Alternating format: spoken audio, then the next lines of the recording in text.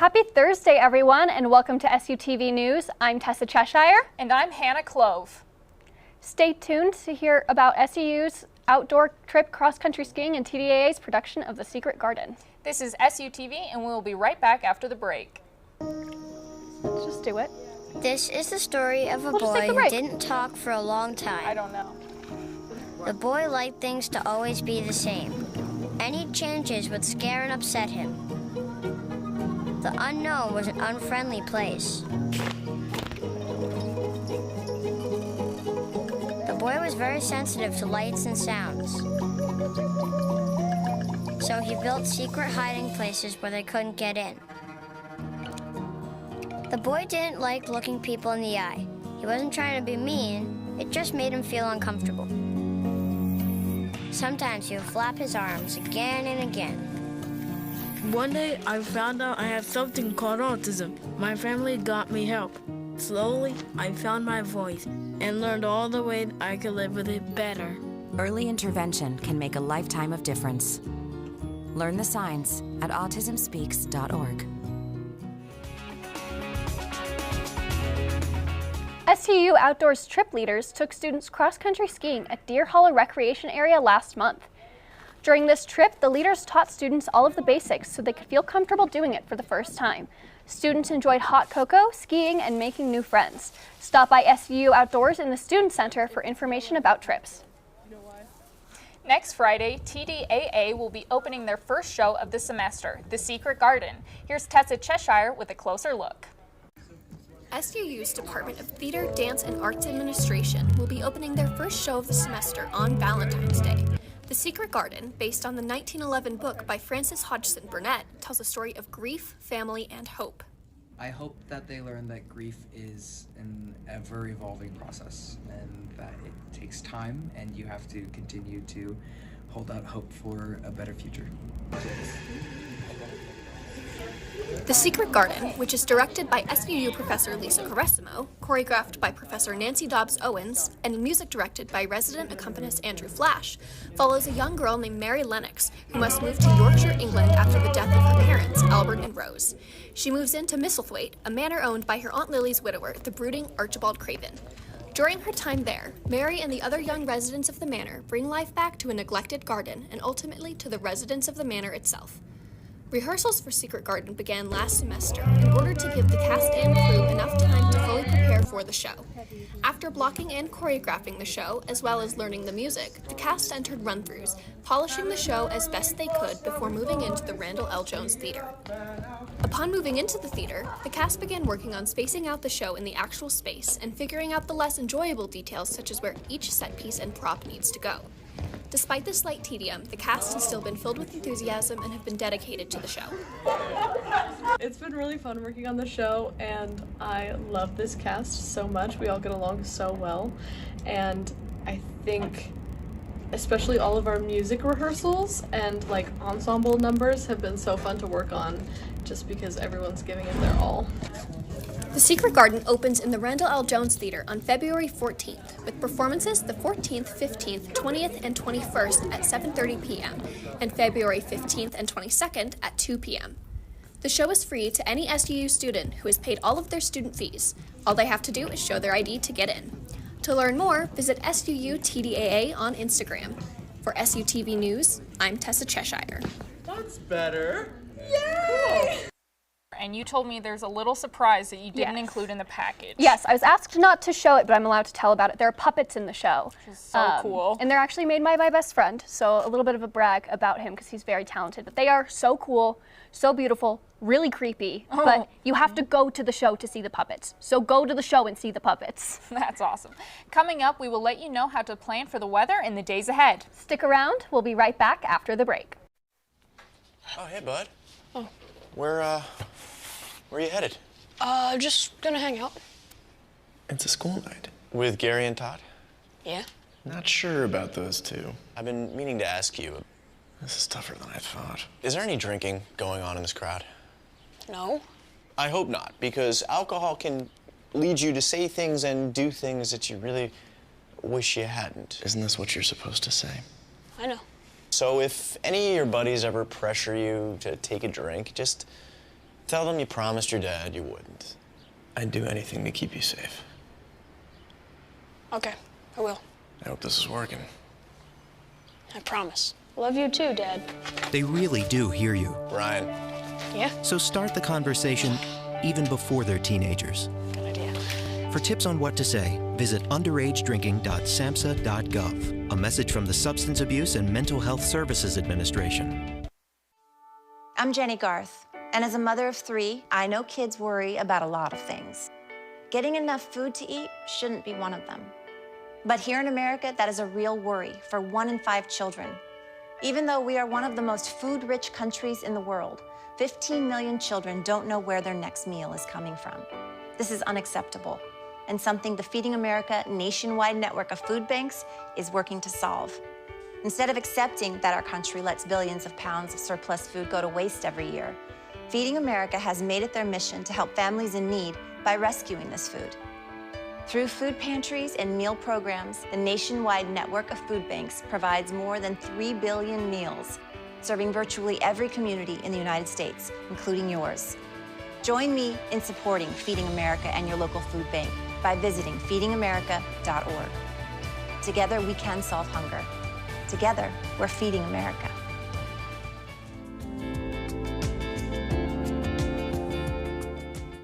Hope you're having a great Thursday. I'm Caitlin Cowart with the weather.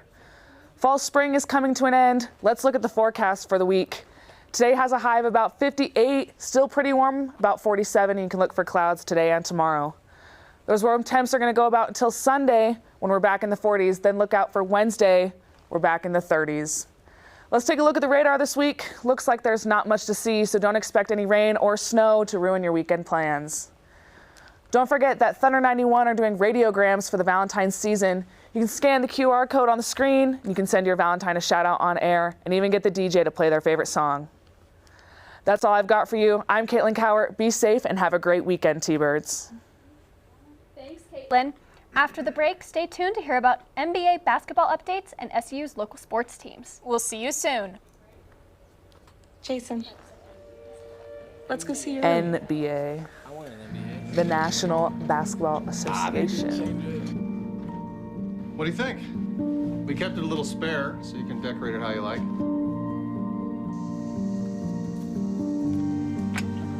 Dinner. Go. Excellent. Soccer is fun. Yeah, I saw you guys out there. We're the family. Yeah. Oh, I thought you were on my team.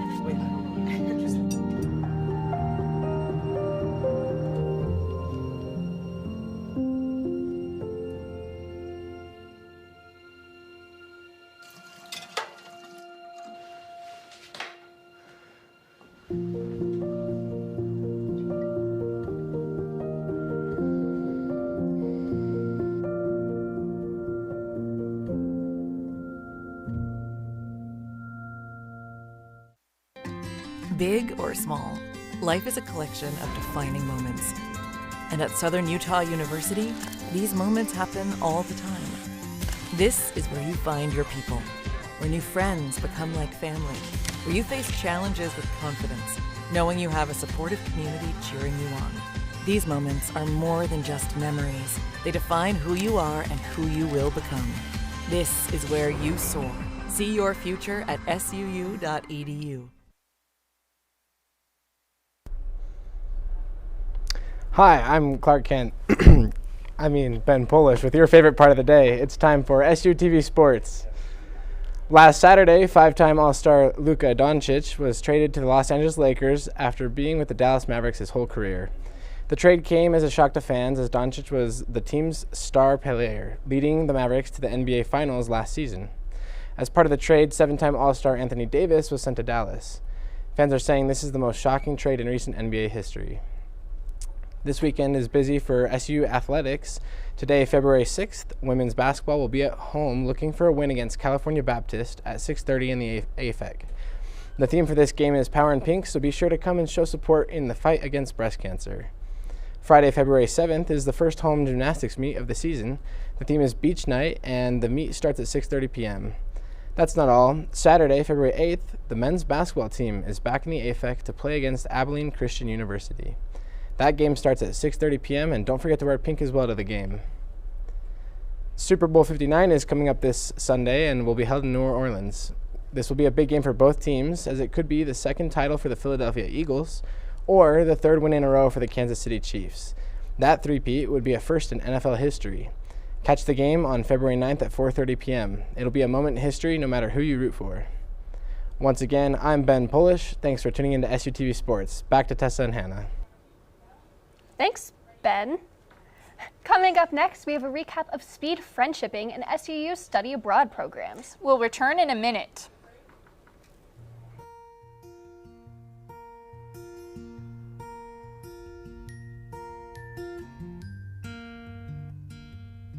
Someone had fun today.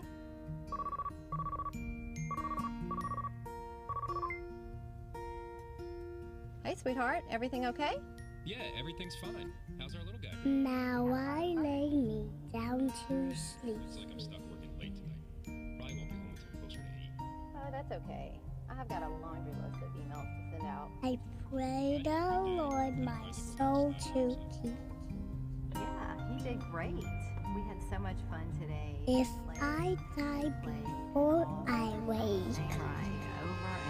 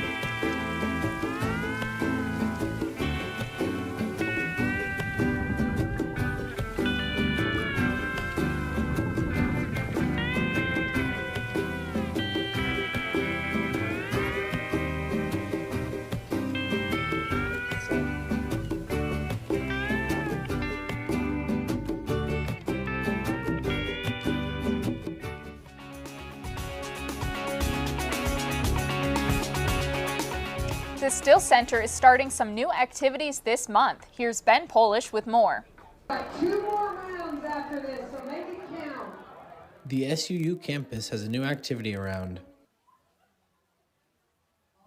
T-Bird Chit Chat Speed Friending is just like it sounds, making new friends in a speed dating style setting.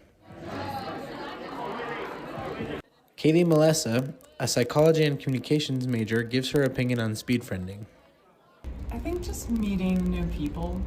A lot of people just really wanted to connect in, figure out like what other people wanted like to do, and just like a friendship kind of like speed dating type way. And it was super cool to get to know new people.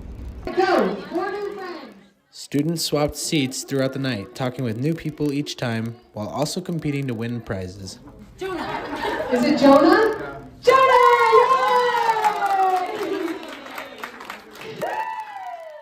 Although there aren't many activities made strictly to meet new people, Heather Garcia is optimistic in the future.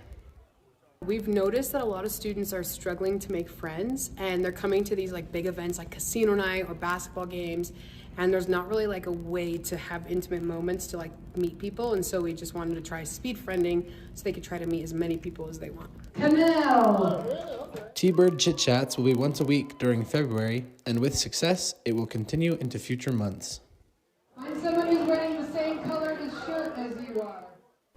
In other news, one of our journalists has the scoop on upcoming international programs SUU students are preparing for. During SUU's spring break in March, and then later after graduation in May, SUU students are looking forward to participating in short-term study abroad programs in various countries around the world. Students have the opportunity to experience new cultures, eat new foods, and learn new skills through a hands-on curriculum.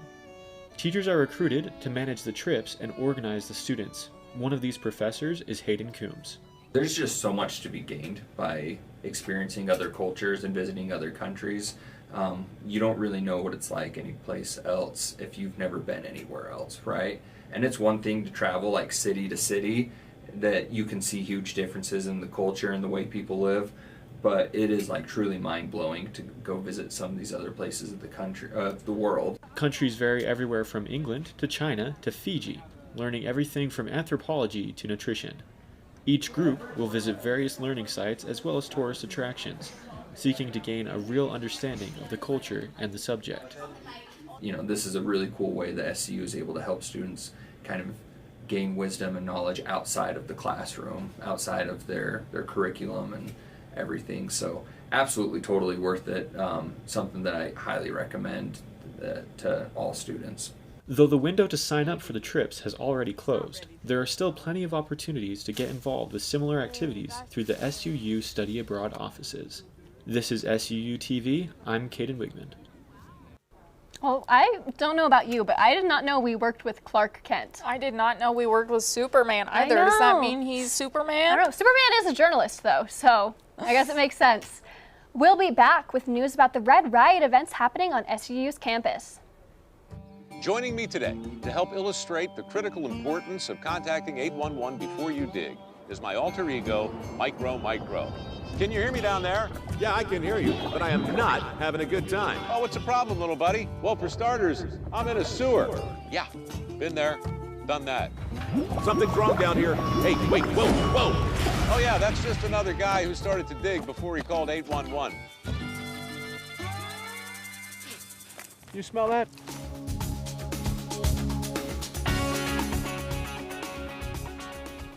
Red Riot season has begun. Here's a closer look at one of the first Red Riots of the year.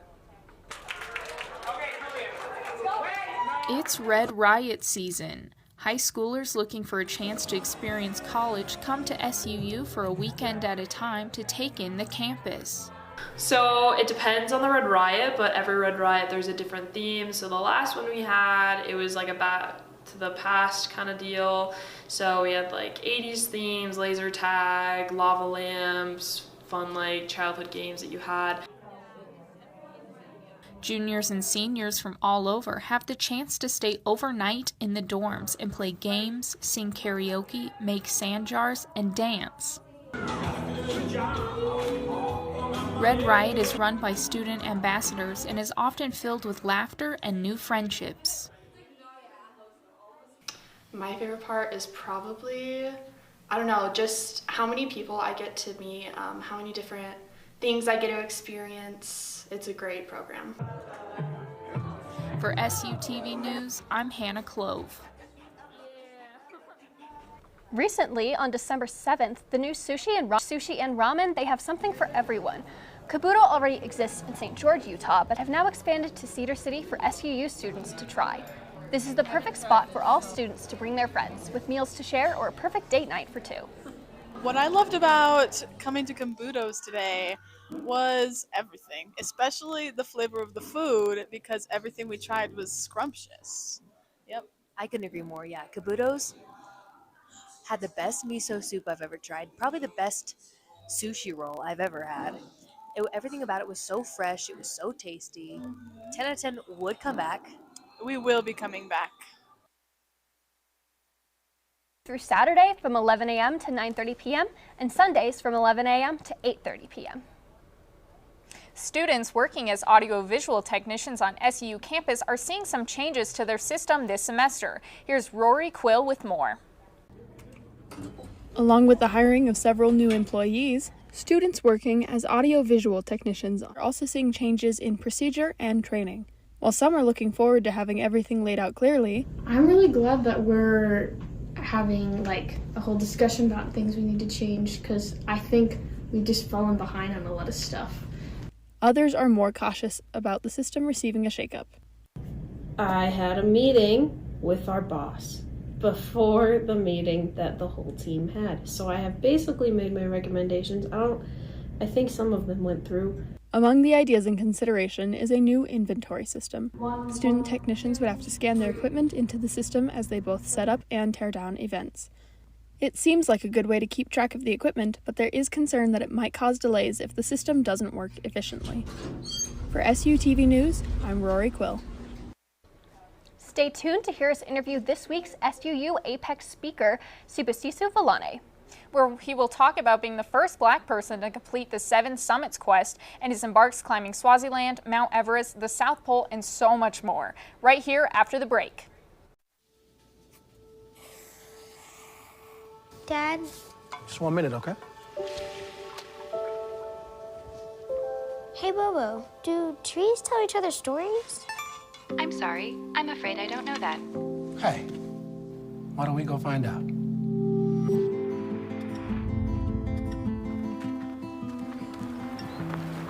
Listen.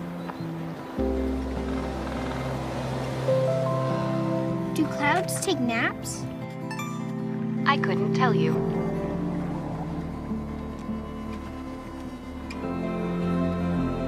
Can birds draw pictures? I don't have an answer for that. Dad, do stars visit their friends? Look!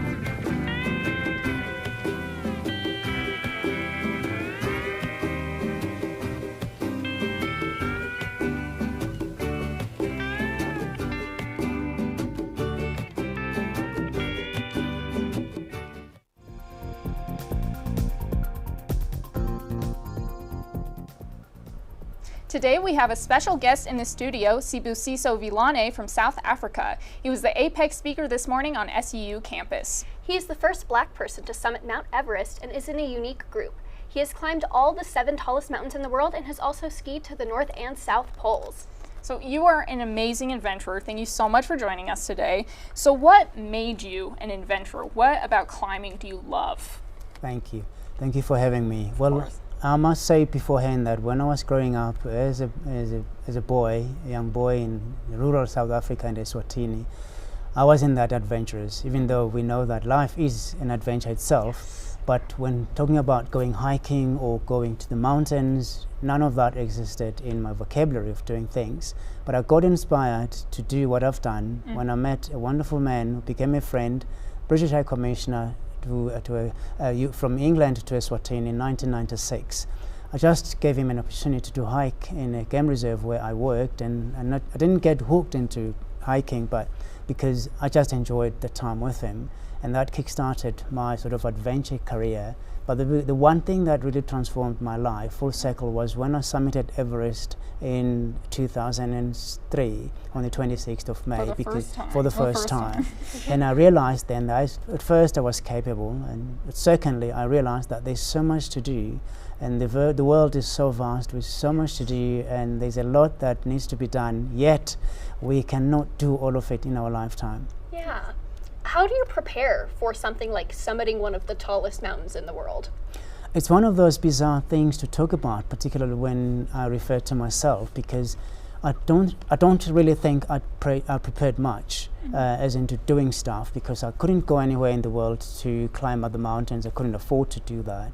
But the one thing I used is there's this little phrase that make do with what you've got. What I had was a wilderness area and in a game reserve, and I used to run because I'm an athletic. I love running.